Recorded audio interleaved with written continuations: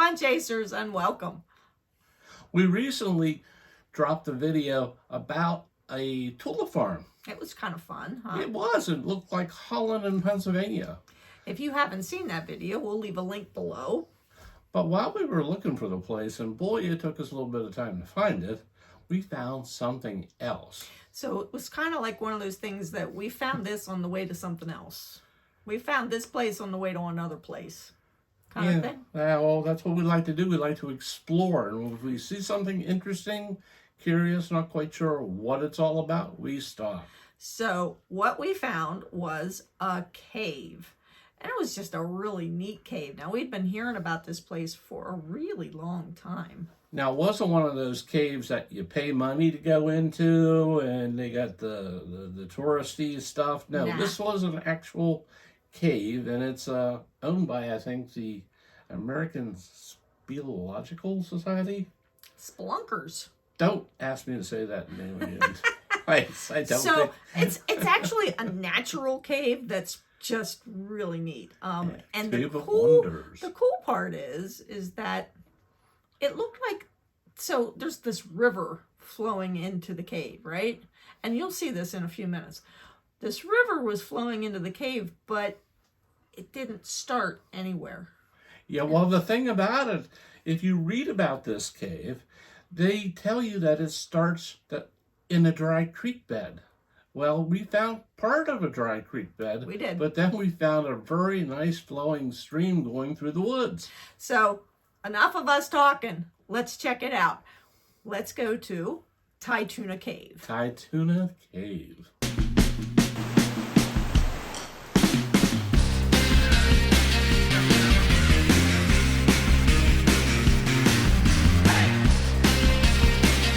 Behind me is the entrance to a place called Tytoona Cave.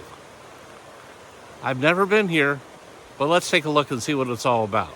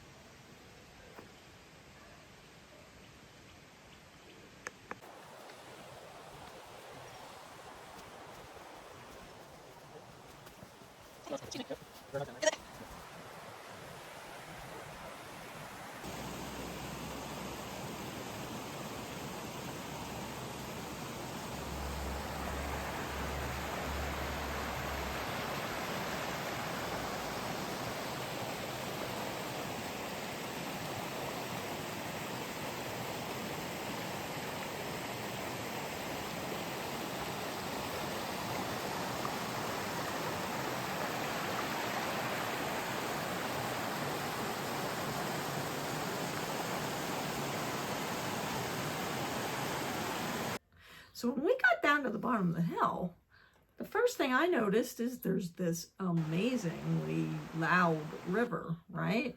Yeah, and that didn't make sense because the first thing we saw was a dry creek bed running down through kind of like a gully. It looked like a ravine. Yeah. And there was no water in it. I mean, nothing.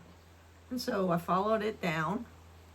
And you got down there eventually. Yeah, I got there. And there is this, I don't want to call it a raging river. But it's a pool of, it's a nice mountain stream. But it's definitely moving quickly. It's a swift river. And it was just emerging from this cliff face. Yeah, you would have expected there was a waterfall, but it's just there. So I looked up, and there's no water coming off of the cliff. It's actually coming up from underneath the cliff. It was the craziest thing. And it ends up in the cave.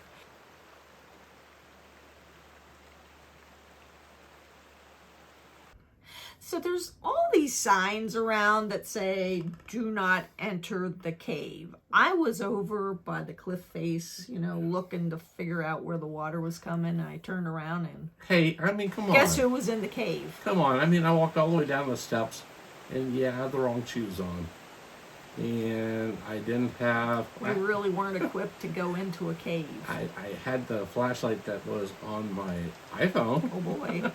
How far in did you go? I went in, 1,000, no. No, you didn't. 500, no. Okay, probably Just about inside. 30 feet. Yeah. I didn't want to just get inside. so far in that I wouldn't know where I was. So seriously, there's all these signs that say do not go in. And now on the website it says that you can explore up to about 1,000 feet inside the mouth of the cave. Properly prepared. Properly prepared. But then it drops off and you get wet. And that river really was flowing quite rapidly. And there was actually a person in 1988 that got stuck in the cave and died. You don't want to do this. No. You want to stay out of that cave. However, it is a really neat place to visit. It is. Without going in, maybe. Yeah, so you should have the proper shoes and everything you would need. Maybe a helmet or something. Bat repellent. Well, but Oh, generally laugh. speaking, Go ahead, laugh. The cave conditions do change based on the amount of rainfall that's happening in the area. Different things we've discovered since we actually figured out where we were, and it is a fascinating place that you could just go in and take a look around. Hey, do you remember how to get back to this place? Why, absolutely not. No, seriously.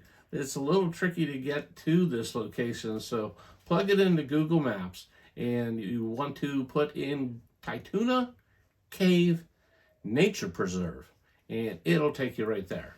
So, it'll be fun. It really is beautiful. Just make sure that you obey all the rules. Wear better shoes than what we did, and, you probably shouldn't go swimming. The water looked cold. But if you get in, I get it. My dad used to tell me not to go swimming anytime we would go near a stream, and of course I would be soaked up to my knees. So I get it, I do. But be careful. Thanks for watching. Please remember to subscribe, like, and share, and don't forget to hit that notification bell. And for even more fun, check out our other playlists at The Fun Chasers on YouTube. So till next time, enjoy the journey regardless of the destination. Be nice to your fellow travelers, and above all, have fun. Thanks. See you next time.